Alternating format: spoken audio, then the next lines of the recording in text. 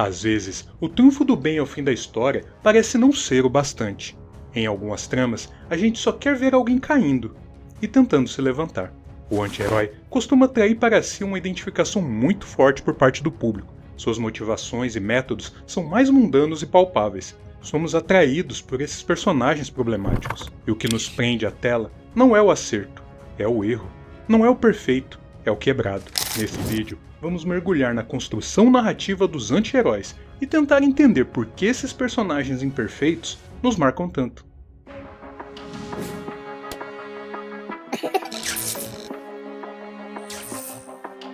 Saudações, meus amigos, tudo bem com vocês? Eu espero que sim.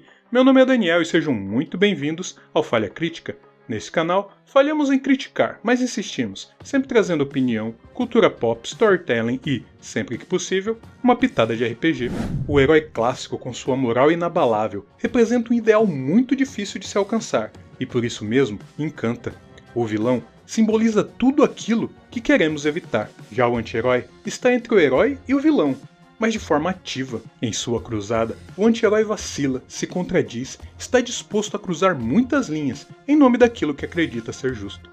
Às vezes, ele não se acha digno de redenção, mas ainda assim se recusa a ficar inerte, ser um passivo observador das injustiças mundanas. Essa visão meio torta da vida, essa posição intermediária entre aquele capaz de atrocidades por puro egoísmo e aquele disposto a se sacrificar por um bem maior, é algo muito mais próximo do ser humano comum.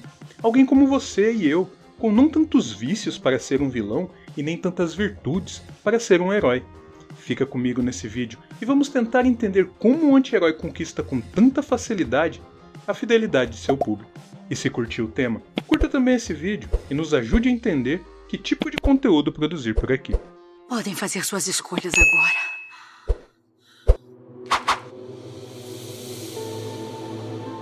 Existe algo profundamente humano em amar quem falha, e talvez seja por isso que os anti-heróis nos tocam tanto.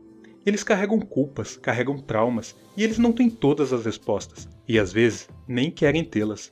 São figuras que, mesmo tentando fazer o certo, muitas vezes se perdem pelo caminho, e a gente se vê neles. Enquanto o herói clássico nos convida a aspirar a algo maior, o anti-herói nos convida a olhar para dentro, a refletir sobre nossas próprias sombras, nossos impulsos, nossos limites. O anti-herói não é definido em torno do que é certo ou errado. Sua imagem é construída sobre aquilo que dói, sobre aquilo que divide.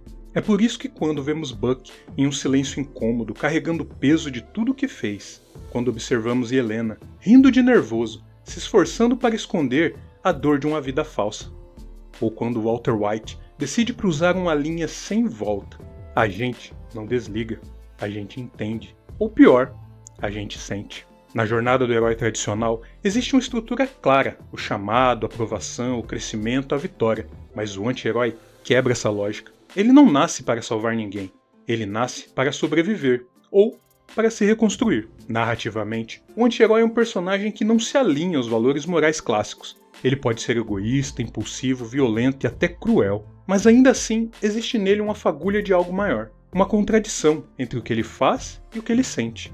E é aí que mora a riqueza. O anti-herói não age por altruísmo, ele age por dor, por raiva, por trauma, por um senso distorcido de justiça, e às vezes por amor. Mas esse amor é quase sempre torto, dolorido, contido, sua bússola moral está desalinhada, mas diferente do vilão, ele ainda tem uma bússola, e isso muda tudo.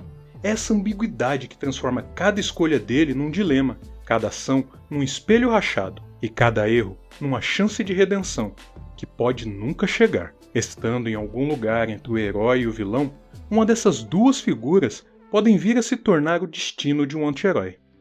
Anti-heróis, heróis ou vilões, o fato é que qualquer um deles pode se tornar uma obra de arte na sua estante. Encomende já o seu colecionável na Pellegrini Arts, o link está na descrição.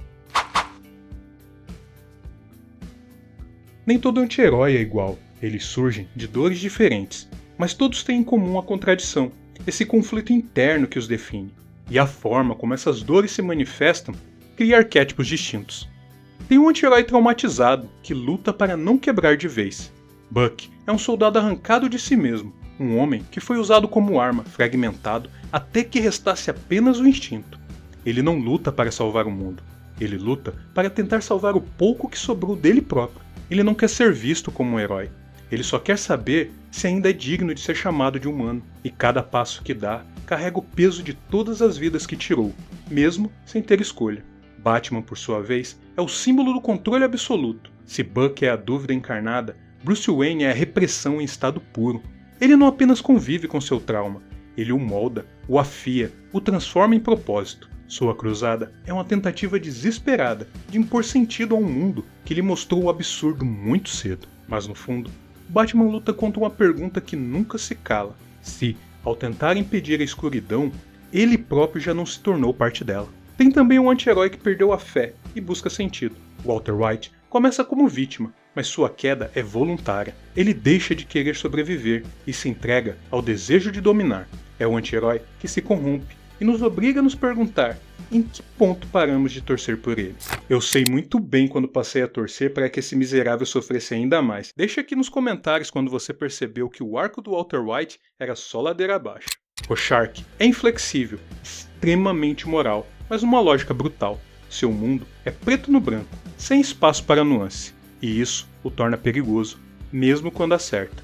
Merwin, por sua vez, começa como uma criatura cruel, fria e arrogante, mas ao longo da narrativa é confrontado por algo que ele nunca esperava: compaixão. Em seu relacionamento com Komug, ele começa a se questionar sobre poder, sobre humanidade, sobre valor. Merwin representa o tipo mais raro de anti-herói, aquele que muda de verdade. Ele faz o caminho oposto ao de Heisenberg. Sua morte é paradoxalmente seu momento mais humano.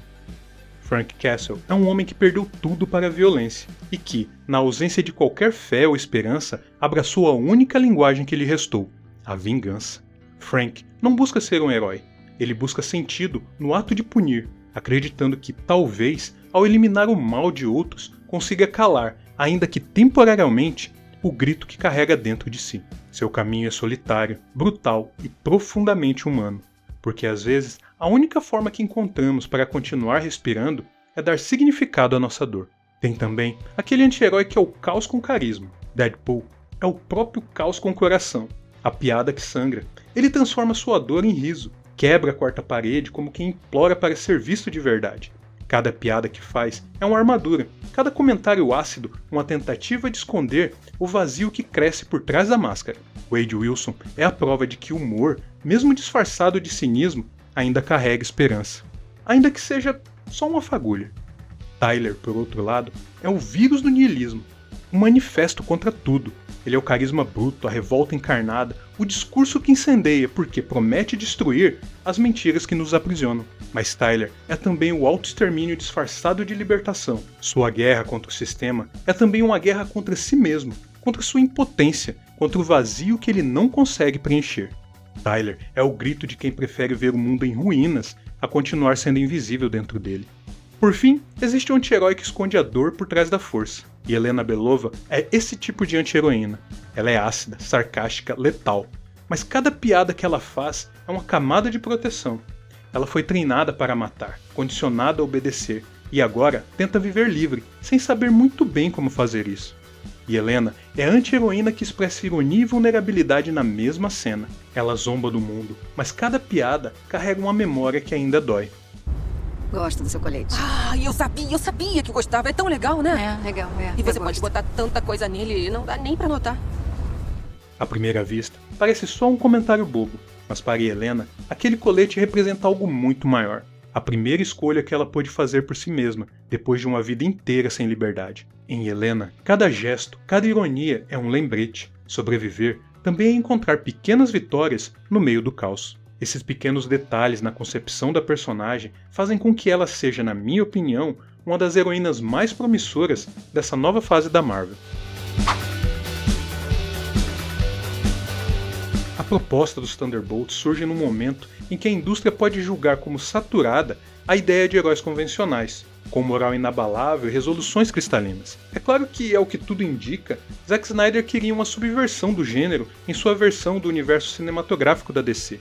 Talvez uma adaptação live action para Injustice, mas nunca vamos saber, pois o DCU acabou virando uma colcha de retalhos, uma bagunça irreparável que precisou de um reboot. Já Thunderbolts, que nos quadrinhos originalmente era uma tropa de vilões disfarçados de heróis, é agora apresentado pelo UCM como uma equipe de superagentes com passados sombrios, que se unem por uma causa, embora essa causa também seja envolta em segredos e enganos. Um espelho coletivo dos dilemas individuais que exploramos antes. Thunderbolts traz como seus maiores expoentes o Soldado Invernal e a nova Viúva Negra. Em sua nova equipe, Buck, outrora uma arma viva, um assassino programado, não veste apenas o manto de vigilante. Ele busca responder à pergunta: quem sou eu, livre da lavagem cerebral? Ainda que tenha superado suas amarras mentais, Buck precisa conviver com o receio de ser novamente controlado.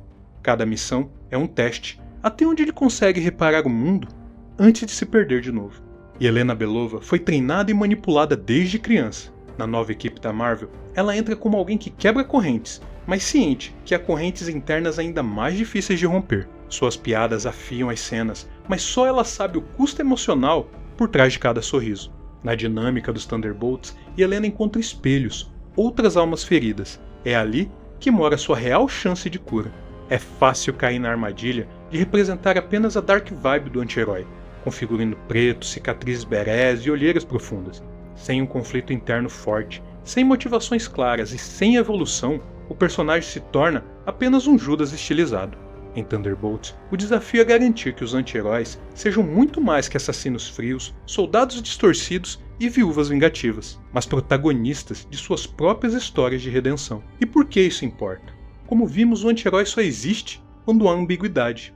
E é exatamente na tensão entre ação e sentimentos, entre o ostensivo e o velado, que os Thunderbolts podem refletir aquilo que o público espera hoje. Heróis defeituosos, que têm muito a perder, e ainda assim, escolhem lutar. É quando chegamos ao ponto central. O anti-herói não existe sem a fissura, sem o intervalo entre a escolha certa e o desejo torto, sem a queda que nos faz lembrar do que somos capazes de fazer e de suportar. Nós entendemos, o que mais nos conecta não é a vitória, mas a tentativa. É o ato de se levantar, mesmo manchado pela própria queda. O anti-herói nos reflete porque guarda as partes que escondemos, os pedaços quebrados, as marcas indeléveis, e nos lembra que na vida real não há final melodramático onde tudo se resolve. Há cicatrizes e há as escolhas de cada dia. Por isso, no fundo, nem sempre precisamos ver alguém salvar o mundo. Nos basta ver alguém tentando salvar a si mesmo. Em Thunderbolts, Yelena Belova se consolida no CM, herdando o legado de uma heroína que marcou os filmes da Marvel por mais de uma década, deixando saudades ao partir. E se você quer saber por que o público ama tanto a Viúva Negra, mas detesta a Capitã Marvel, clica nesse vídeo aqui e nos vemos lá. Obrigado pela atenção, fiquem com Deus e até o próximo vídeo. Falou!